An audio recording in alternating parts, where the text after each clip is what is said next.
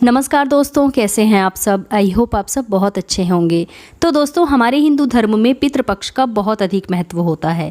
ऐसा माना जाता है कि पितृपक्ष के दौरान हमारे मृत पूर्वज पितृलोक से हमसे मिलने आते हैं और अपने परिजनों के बीच रहकर अन्न और जल ग्रहण करते हैं। दोस्तों, भगवान कहते हैं कि पितृदेव हमारे घर के देवता होते हैं जो हमारे घर की रक्षा किसी कवच के समान करते हैं। ऐसे में जिन घरों में स्वयं पितृदेव खुश होते हैं, ऐसे घर पर कभी कोई संकट आ ही नहीं सकता। लेकिन अगर किसी के घर में पितृदोष होता है या उनके पितृदेवता उनसे नाराज होते हैं तो उस घर में हमेशा लड़ाई झगड़ा होता है, क्लेश की स्थिति बनी रहती है, धन की कमी होती है और बीमारियां बनी ही रहती है। ऐसे घर में कुछ भी मंगल नहीं होता है। और ये जो पितृपक्ष के 16 दिन होते हैं वो अपने पितरों को खुश करने के लिए ही होते हैं। लेकिन आपको कैसे पता लग सकता है कि आपके घर में पितृदोष है या नहीं? तो दोस्तों, आज के इस वीडियो में हम इसी के बारे में बात करेंगे और साथ ही साथ आपको ये भी बताएंगे कि आप कैसे पता लगा सकते हैं कि आपके घर में पितृदोष है या नहीं। इस तरीके से आपको कुछ लक्षणों के बारे में हम बताएंगे जिससे आप जान सकते हैं।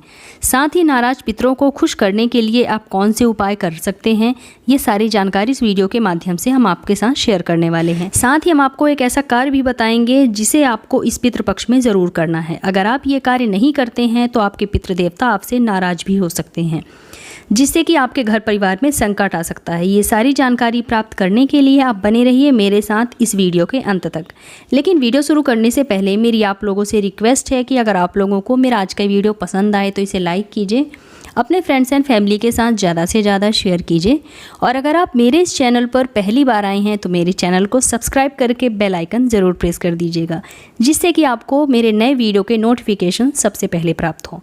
तो आइए दोस्तों, वीडियो शुरू करते हैं। श्राद्ध पक्ष यानी कि ये जो पितृपक्ष की शुरुआत होती है, तो जो भी हमारे पितृदेवता हैं या फिर जो हमारे पितर हैं, जिन्हें हम अपने पूर्वज भी कहते हैं, इन्हें पितृलोक से मृत्युलोक में भेजा जाता है और ये सर्वप्रथम अपने अपने घरों में जाते हैं।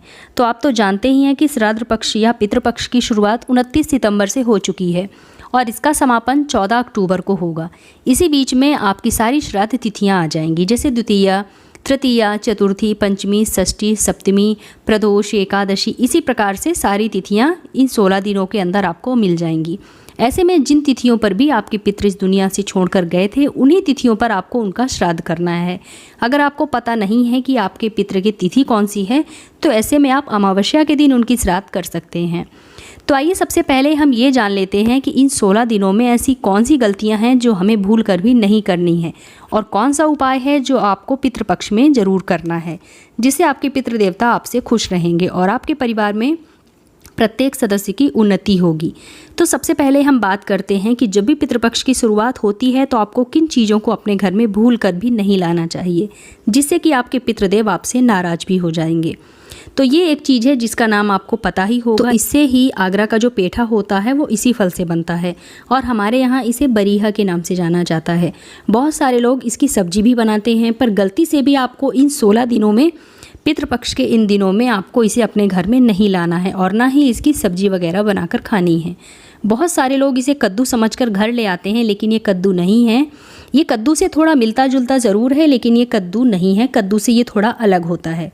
इसे कई जगह पर कुष्मांडा या पेठे वाला फल का नाम से भी जाना जाता है।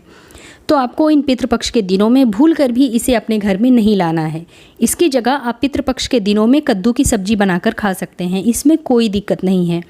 दूसरी चीज़ है कि जब भी आप पितरों को भोजन कराएंगे, उन्हें भोग लगाएंगे, तो इस बात का ध्यान आप ज़रूर रखिएगा कि पितरों के भोजन में गलती से भी भैंस के दूध से बनी हुई मिठाई या खीर का इस्तेमाल आपको नहीं करना है। आपको सिर्फ और सिर्फ गौ माता के दूध से बनी मिठाई व खीर का ही भोग पितरों को लगाना है और ब्राह्मणों को भोजन कराना है, वरना आपके पितृदेवता आपसे नाराज हो जाएंगे। तीसरी चीज़ है दोस्तों, गोभी। दोस्तों, आप लोग इस वाली गोभी को तो जानते ही होंगे, इसे हम फूल गोभी कहते हैं। इसे आप अपने घर में बनाकर खा सकते हैं। लेकिन ये जो गोभी होती है, जिसे हम पत्ता गोभी या बंद गोभी के नाम से जानते हैं, इस पत्ता गोभी की सब्जी आपको पितृपक्ष में नहीं बनानी चाहिए और ना ही खानी चाहिए। चौथी चीज़ है तोरई की सब्जी। तोरई की सब्जी सबसे अधिक श्राद्ध के दिनों में बनाई जाती है, तो आप श्राद्ध के दिनों में तोरई की सब्जी ज़रूर बनाएं, जिसे हम गिलकी भी कहते हैं। इससे आपके पितृदेवता को शांति मिलती है और आपसे वो बहुत खुश होते हैं और अपना आशीर्वाद आपको देते हैं, जिससे कि आपके परिवार की उन्नति होती है। तो दोस्तों, अब तो आप समझ गए होंगे कि आपको अपने किचन में कौन सी 2 सब्जियों को पितृपक्ष के दिनों में नहीं बनाना है। और अब जान लेते हैं कि घर में पितृदोष होने पर कैसे लक्षण आपको दिखाई देंगे। जब भी किसी के घर में पितृदोष होता है, घर में बीमारियों का डेरा होता है, परिवार के सदस्य हमेशा अस्वस्थ व बीमार रहते हैं, वैवाहिक जीवन सुखमय नहीं रहता है, पति पत्नी के बीच में आए दिन झगड़े व मनमुटाव होते रहते हैं, परिवार में एकता नहीं होती है, अक्सर घर में कलह कलेश की स्थिति होती है और झगड़े हमेशा होते रहते हैं, घर के सदस्यों को मानसिक व आर्थिक शांति नहीं मिलती है, बिना बात के घर में लड़ाई झगड़े होने लगते हैं, ये सब पितृदोष के ही लक्षण होते हैं।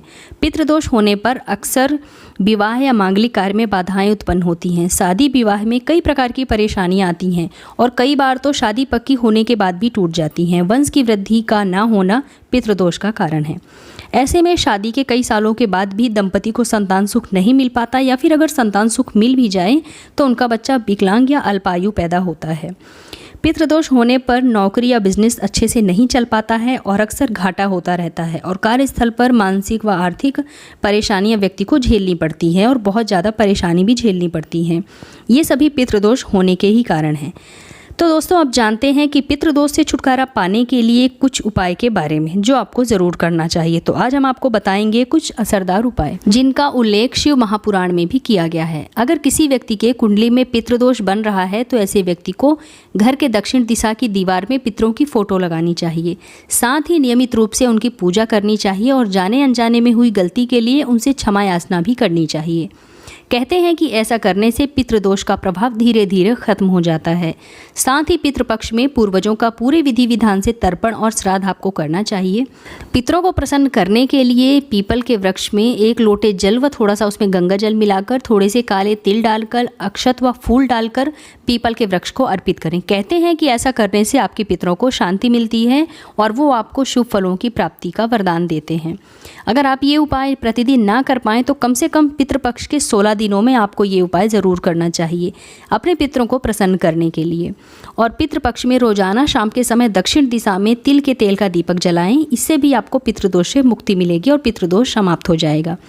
पितृदोष से मुक्ति पाने के लिए आपको पितृपक्ष के 16 दिनों तक जल में थोड़े से काले तिल डालकर शिवलिंग पर नियमित रूप से जलाभिषेक करना चाहिए। ऐसा करने से आपके नाराज पितृ प्रसन्न हो जाएंगे और आपको पितृदोष से भी मुक्ति मिलेगी। इसके अलावा जीवन में आ रही तमाम तरह की परेशानियों से मुक्ति मिलेगी और धन का आगमन भी आपके घर में होने लगेगा। पितृपक्ष में गरीब लोगों को भोजन करवाएं व दान दक्षिणा करें। ज़रूरतमंद लोगों की मदद करने से भी पितृदोष से मुक्ति मिलती है। अब जानते हैं उस असरदार उपाय के बारे में जिसके बारे में शिव महापुराण में उल्लेख मिलता है।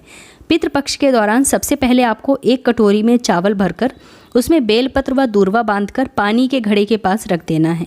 कहते हैं कि ऐसा करने से भी पितृदोष से मुक्ति मिलती है और पितृ भी आप लोगों से खुश रहते हैं और उन्हें आशीर्वाद देते हैं, जिससे कि आपकी तमाम तरह की परेशानियों से आपको मुक्ति मिलती है। तो आप लोग अब सोच रहे होंगे कि इस कटोरी का हमें क्या करना है। तो जो आपने पानी के मटके के पास चावल भरकर कटोरी को रखा है, इसे आप 2-3 दिन बाद उठा लीजिए। उसमें बंधा हुआ बेलपत्र व दूर्वा शिव जी को अर्पित कर दीजिए और चावल को अपने घर में छिड़क दीजिए। इस प्रकार से ये उपाय करने से आपको फ़ायदा देखने को ज़रूर मिलेगा। तो दोस्तों, ये थे पितृदोष से छुटकारा पाने के लिए कुछ असरदार उपाय। तो उम्मीद करती हूँ कि आप लोगों को मेरे द्वारा दी गई जानकारी ज़रूर पसंद आई होगी। तो मिलते हैं अपने नेक्स्ट वीडियो में, तब तक के लिए नमस्कार।